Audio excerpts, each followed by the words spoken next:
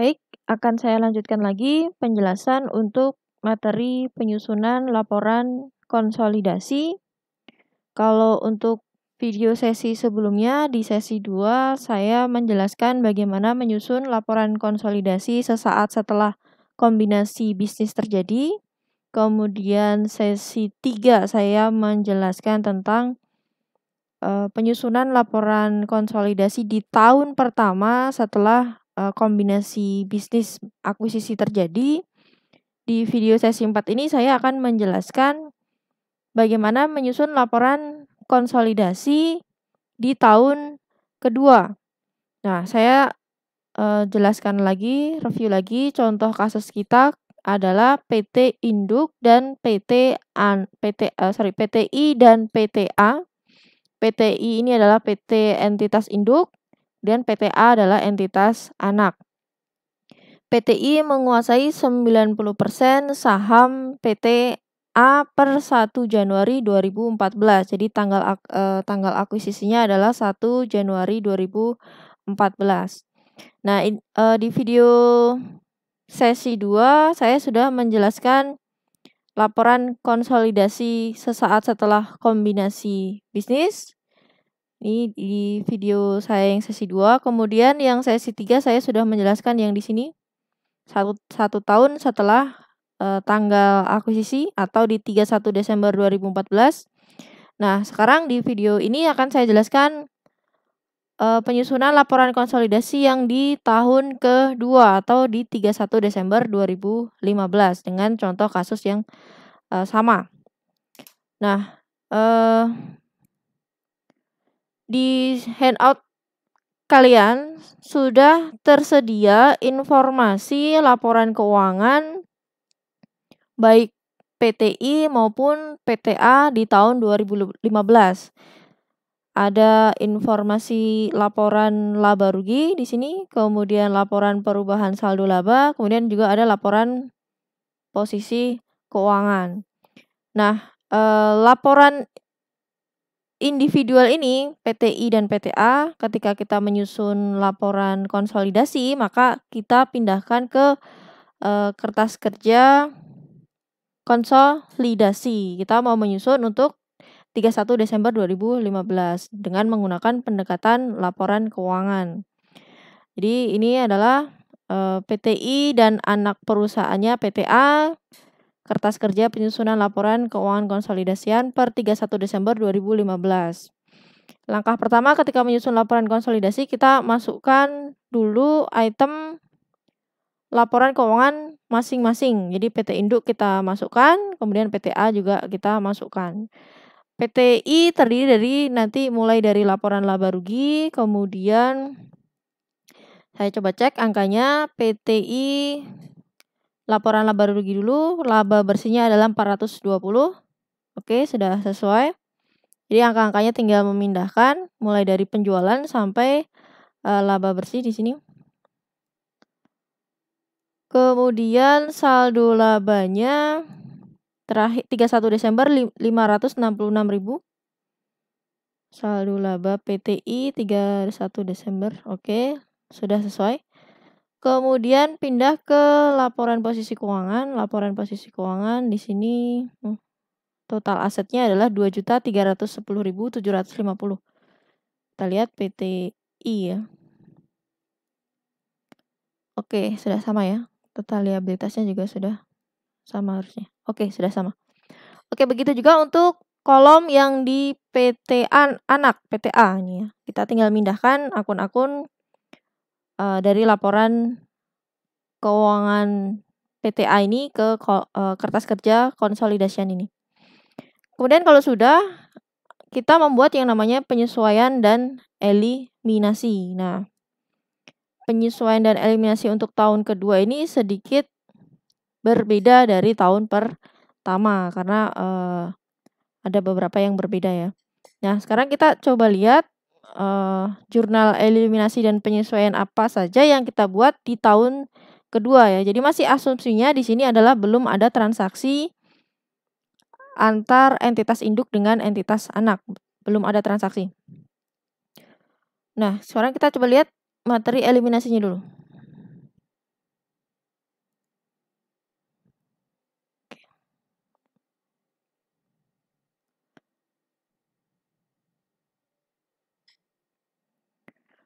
Eliminasi pertama, menghapus investasi anak. Mulai dari ini yang poin I, menghapus investasi dan ekuitas anak sampai mengakui goodwill dan laba negosiasi. Ini selalu dibuat. Saya ulangi sekali lagi, di video sebelumnya juga sudah saya jelaskan bahwa eliminasi investasi anak itu selalu dibuat ketika kita menyusun yang namanya laporan konsolidasi. Jadi yang pertama ini nanti untuk tahun 2015, tahun kedua juga kita buat sama persis.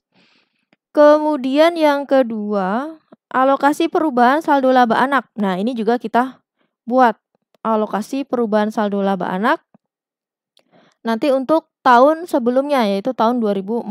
Ini nanti kita buat. Kemudian penyusutan amortisasi pengurangan selisih tahun-tahun lalu. Nah, ini kita buat. Sekarang kita tahun 2015, tahun lalunya sejak kita melakukan akuisisi itu adalah 2014. Nah, ini berarti nanti kita buat. Tahun lalunya maksudnya adalah 2014.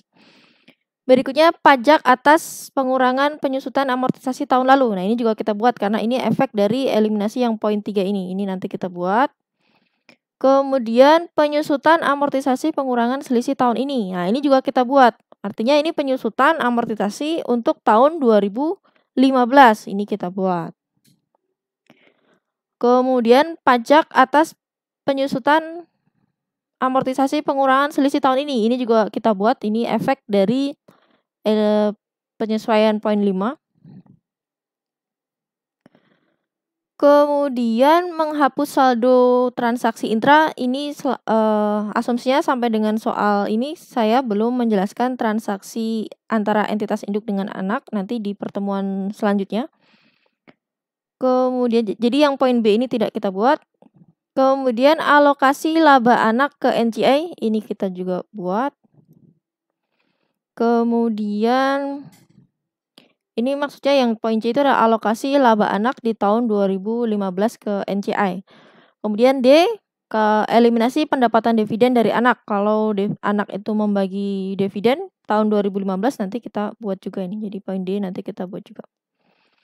Berikutnya E, F ini adalah nanti untuk menyelesaikan kertas kerjanya, kertas kerja di konsolidasinya. Jadi ada beberapa yang kita buat jurnalnya, yang ada 1, 2, 3, 4, 5, 6, 7, 8. Ada 8 nanti, 8 jurnal penyesuaian dan eliminasi. Oke, sekarang kita masuk ke jurnal eliminasinya dulu.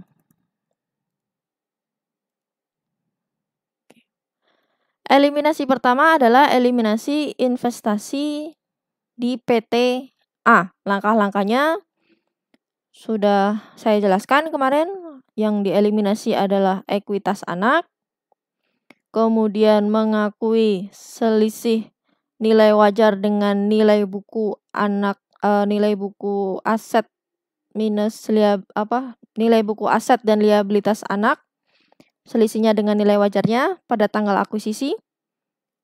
Kemudian mengakui goodwill, kemudian mengakui kepentingan non pengendali, kemudian mengakui juga utang atau aset pajak tangguhan yang muncul, kemudian investasi di PTA kita hapus. Ini sudah kemarin materinya baik di video sesi 2 maupun sesi 3, tidak perlu saya ulang. Kemudian berikutnya tadi yang kedua ini sudah ya, saya beri warna. Ini sudah. Kemudian berikutnya alokasi perubahan saldo laba anak. Nah, alokasi perubahan saldo laba anak ini kita share, kita bagi alokasi ke kepentingan non pengendali untuk laba anak tahun 2014. Jadi yang dimaksud alokasi perubahan saldo laba anak ini cara menghitungnya adalah nanti dari dari persen kepentingan non pengendali saya kalikan dengan perubahan saldo laba dari perubahan saldo laba anak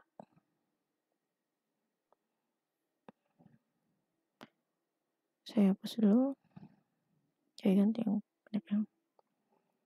Saldo laba 1 Januari 2015, saldo laba anak ya. Saldo laba 1 Januari 2015 dikurangi. Karena kita mau nyari selisihnya, perubahan saldo labanya, berarti saya kurangi dengan saldo laba anak 1 Januari 2014. Jadi yang dimaksud alokasi perubahan saldo laba anak ini adalah perubahan saldo laba anak yang dihitung dari saldo laba 1 Januari 2015 awal tahun laporan konsolidasi kita dikurangi saldo laba 1 Januari tahun sebelumnya 2014. Nah, sekarang coba kita hitung persen KNP-nya dulu. Persen KNP-nya kemarin sudah kita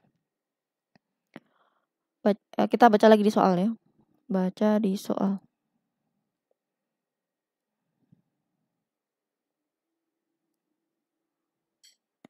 Oke, tanggal 1 Januari 2014 PTI memperoleh 90% hak ekuitas PTA.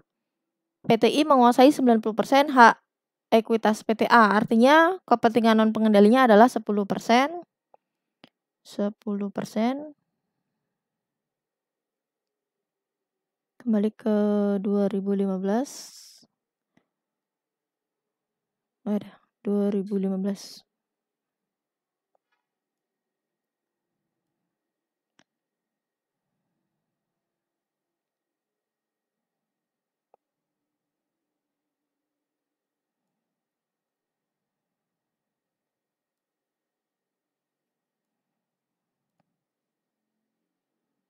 Oke, jadi persen KNP-nya di sini adalah 10%.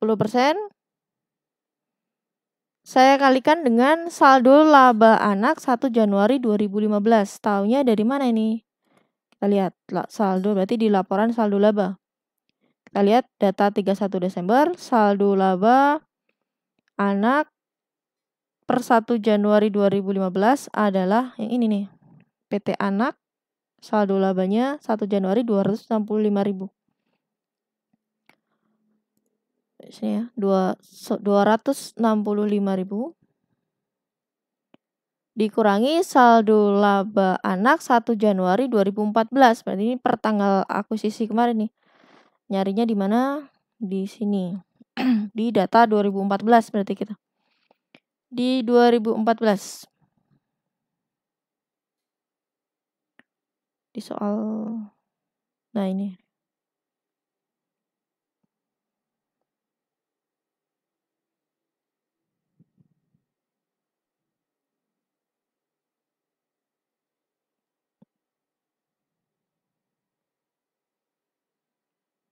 Di sini mana? Oke, ini. Saldo laba anak per 1 Januari 2014 itu adalah 205.000. Di sini 205.000. Atau kalau bisa kita lihat juga di laporan akhir 2014 di saldo labanya, saldo laba per 1 Januari 2000. Oh, ini 2015. Oke, kita pakai ini. Jadi saldo labanya per 1 Januari 2014 itu adalah 205.000.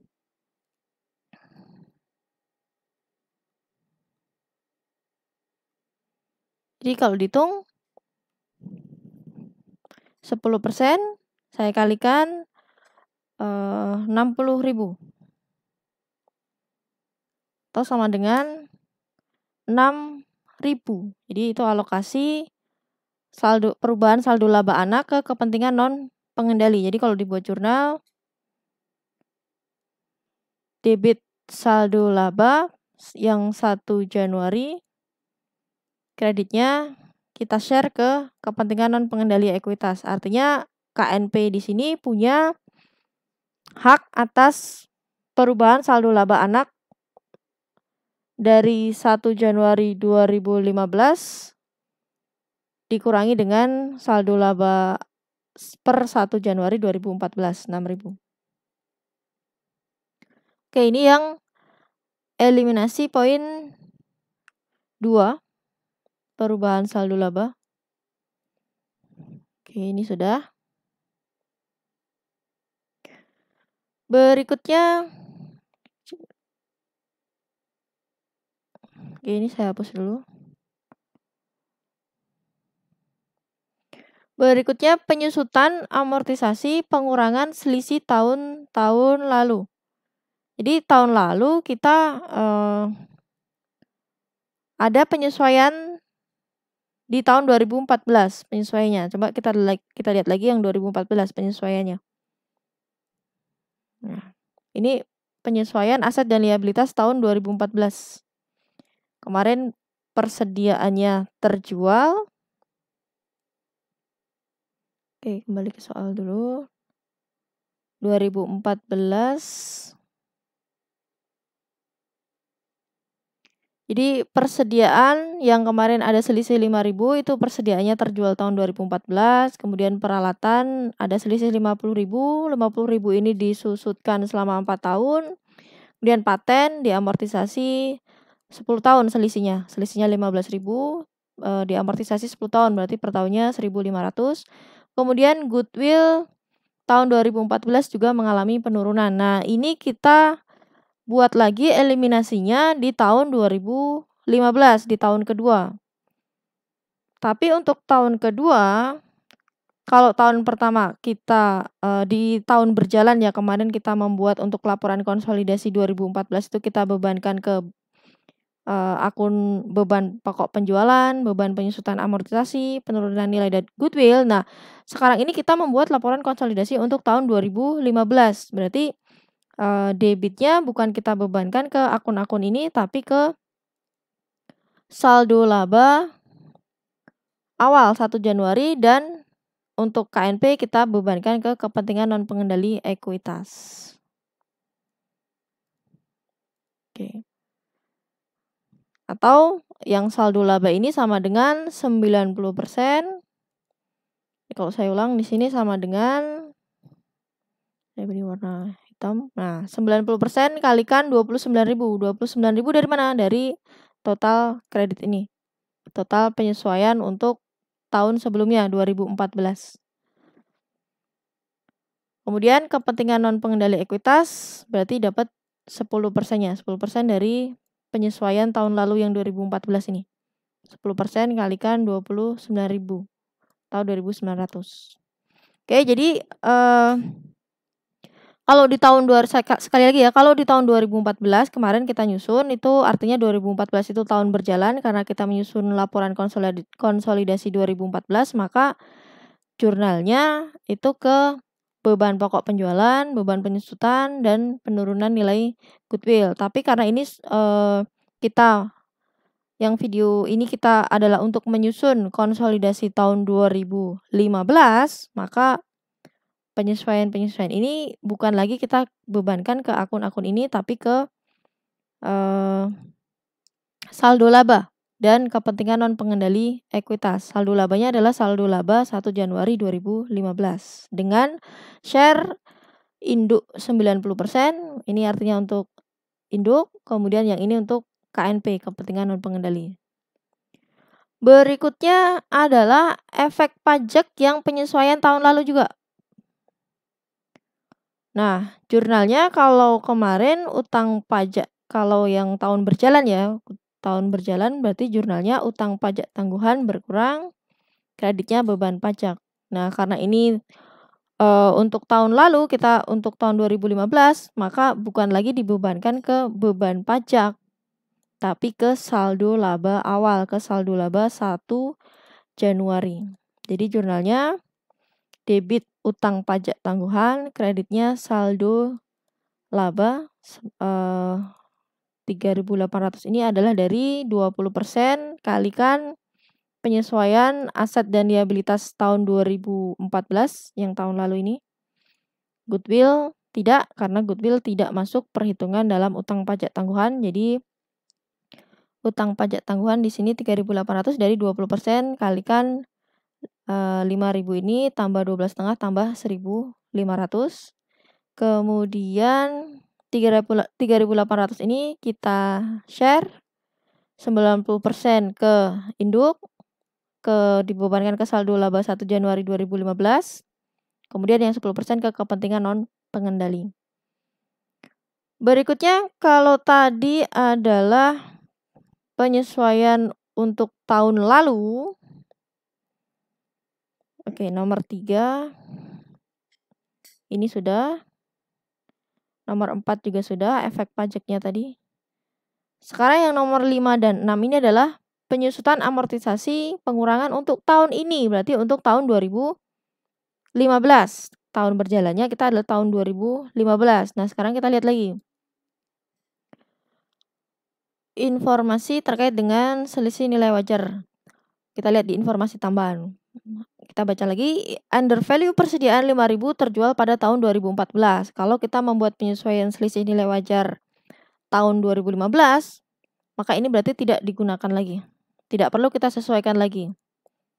Karena ini terjual di tahun 2014. Penyesuaiannya sudah kita buat di poin berapa tadi? Poin C ya, poin C ini. Yang tahun 2014, yang selisih aset liabilitas tahun lalu. Kemudian kita sekarang membuat untuk tahun 2015. Oke, berarti yang nomor pertama ini untuk eliminasi tahun berjalan 2015 tidak kita buat lagi. Kemudian under value peralatan 50.000, sisa umurnya 4 tahun. Nah, ini 2015 berarti juga ada penyusutan untuk peralatannya per tahunnya berarti 12,5 ya. Per tahunnya 12,5. Ini per tahun termasuk 2015 adalah salah. Per tahun sama dengan 12,5 penyusutannya. Kemudian paten sisa umurnya 10 tahun. Untuk 2015 berarti per tahunnya ini 1.500. Berarti penyusutan dan amortisasi totalnya ini adalah 14.000. 13, 14, oke. Kemudian penurunan nilai goodwill 10.000 diakui tahun 2014, berarti 2015 tidak kita sesuaikan lagi.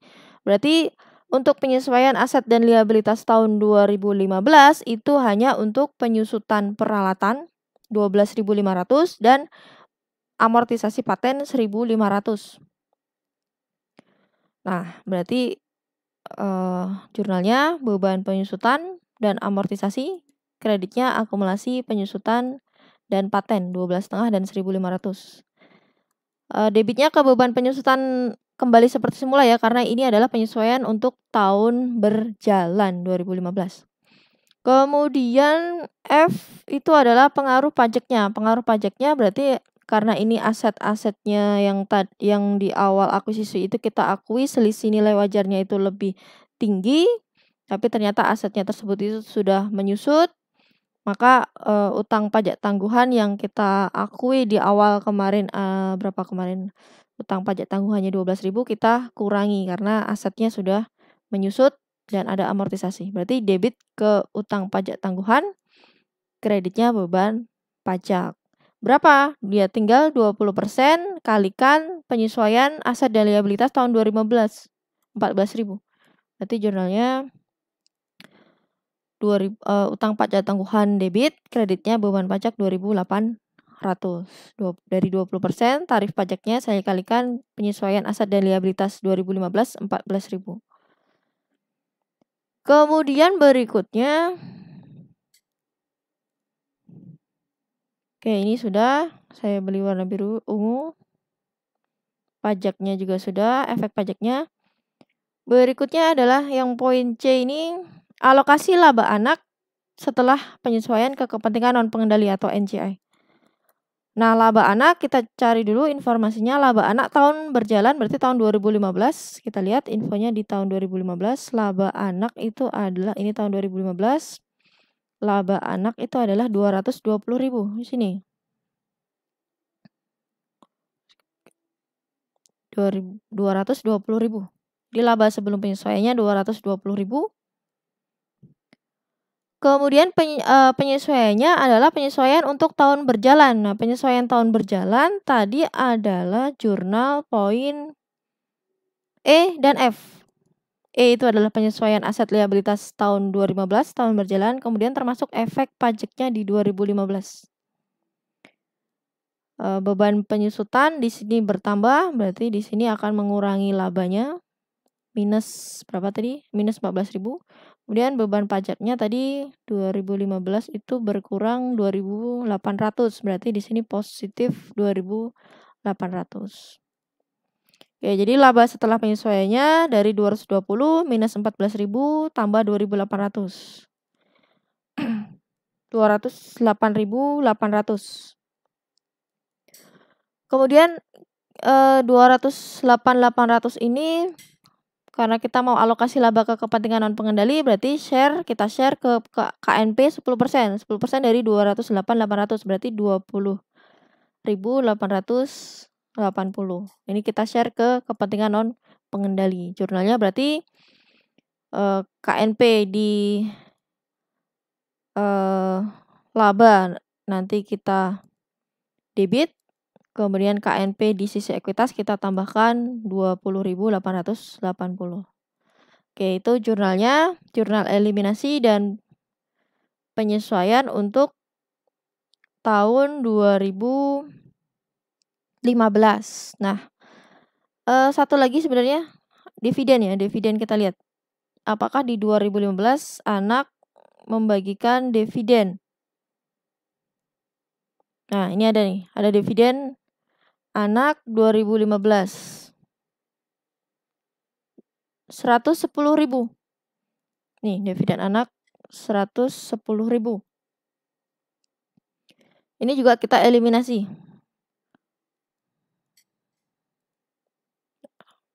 Jurnal berikutnya adalah mengeliminasi dividen anak. Ini poin H berarti ya. Poin H belum dituliskan. H.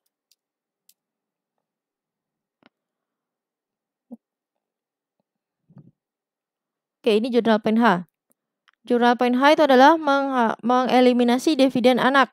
Dividen anak tahun 2015 itu adalah 110.000 di sini. 110.000. 110.000 ini 90% punyanya induk, berarti waktu induk mengakui dividen. Sekarang karena kita mau nyusun laporan konsolidasi, sekarang kita hapus pendapatan dividen. Kita hapus debit 99.000 dari mana? Dari sini. Dari mana? Dari 90% saya kalikan 110.000 tadi ya.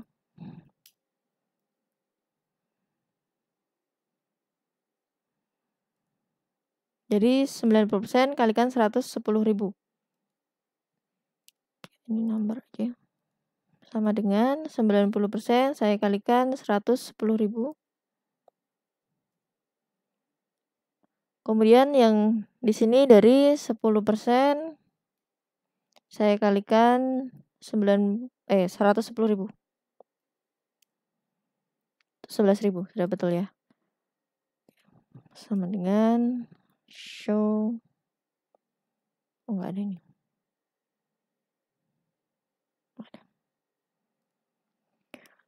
Oke, itu jurnal eliminasi yang terakhir di tahun 2015. Ini sudah ya. Sorry. Oh. Ini sudah. Ini alokasi laba tadi juga sudah. Ada berapa jurnal? 1, 2, 3, 4, 5, 6, 7, 8. 8. Oke, sudah betul ya. Oke, berikutnya jurnal eliminasi dan penyesuaian ini kita masukkan ke kertas kerja konsolidasinya. Di sini tinggal kita masukkan. Saya hitamkan. Oke, tinggal kita masukkan. Ini.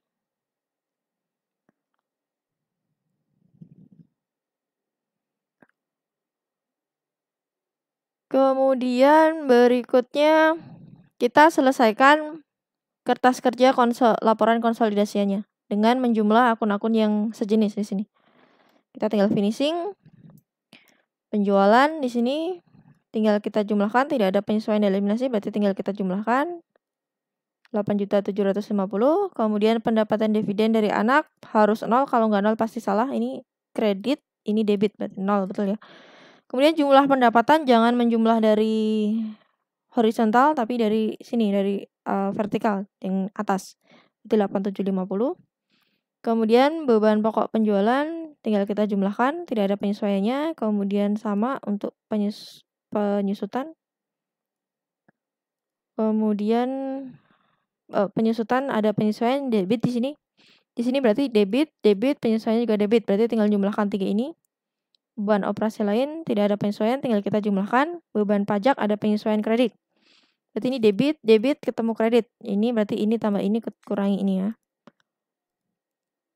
Jumlah beban jangan jumlahkan secara mendatar, tapi dari vertikal sini, dari beban pokok sampai beban pajak di sini. Jumlahnya 8.220.200. Oke, betul ya.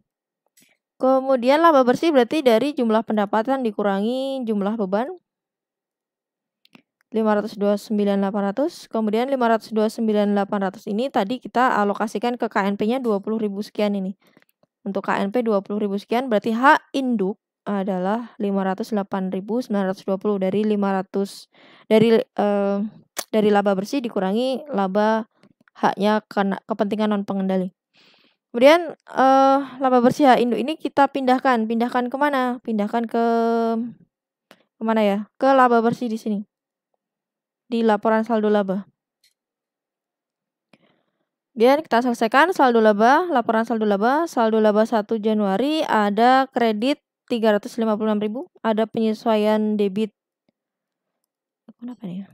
Nah, ada penyesuaian debit, kemudian ada kredit. Berarti ini dikurangi ini tambah ini ya. Saldonya 387.320. Kemudian dividen ini adalah dividennya induk ya, karena anak sudah dieliminasi. Jadi tinggal 210. Saldo laba berarti jangan jumlahkan mendatar, tapi dari vertikal sini informasinya. Di saldo laba awal 1 Januari tambah laba bersih kurangi dividen. 686.240. Saldo laba ini saya pindahkan lagi ke laporan posisi keuangan yang saldo laba 31 Desember. Di sini. Sini ya, jebret sini ya. 686.240. Oke, selanjutnya kita selesaikan untuk laporan posisi keuangan. Caranya sama ya. Yang akun yang sama kita jumlahkan.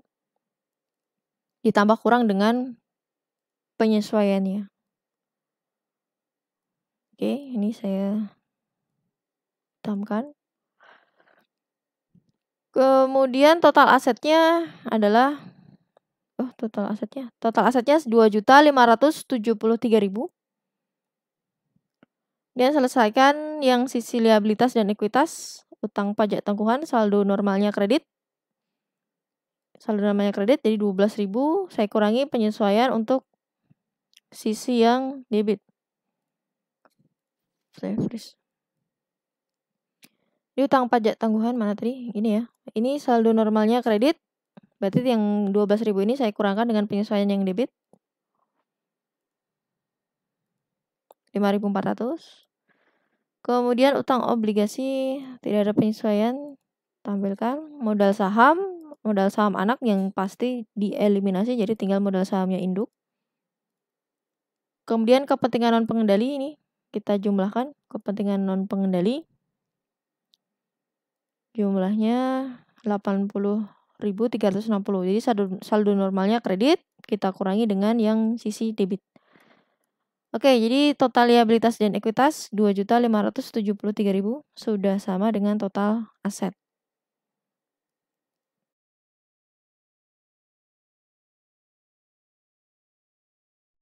Oke, berikutnya setelah kita menyelesaikan kertas kerja penyusunan laporan keuangan konsolidasian, berikutnya kita menyusun yang namanya laporan keuangan konsolidasian berdasarkan kolom laporan konsolidasian yang ada di kertas kerja laporan keuangan konsolidasian. Tinggal kita pindahkan saja angkanya.